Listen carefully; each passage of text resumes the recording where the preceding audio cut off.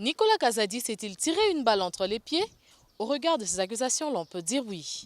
Primo, il argue qu'ils étaient tous dans la jouissance et qu'à chaque fois qu'il y avait l'argent, ils se le partageaient d'abord et le projet venait après. Or, l'on sait que l'homme était poursuivi en justice pour détournement de plusieurs millions de dollars dans le dossier des lampadaires et des fourrages. Ces arguments apparaissent comme un aveu tacite de la part de l'ancien trésorier de la République, car l'on peut déduire que le fait lui reprocher sont vrais et qu'il a lui-même apporté de l'eau au moulin de la justice congolaise. Secundo, il accuse l'entourage du chef de l'État de ne pas l'aider. Pourtant, dans la même émission, il affirme qu'il fut ami d'enfance du président de la République. Ceci dit, il faisait lui aussi partie de cet entourage et qu'il veut juste se dédouaner. Or, on le sait, tout le monde pointe cet entourage du doigt, à l'instar de la dernière sortie de Jean-Tini Ngobila, ancien gouverneur de la province de Kinshasa. Aujourd'hui, plusieurs proches du pouvoir tirent à boulet rouge sur Vital Kamerhe et Sama Lukonde. Plusieurs personnalités accusent cet entourage obscur de Félix Tshisekedi qui serait à la base du départ de plusieurs têtes telles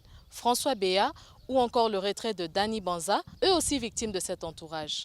Mais qui constitue cet entourage? La question reste suspendue. C'était Oben Yemba pour le compte de Gioni Radio Télé.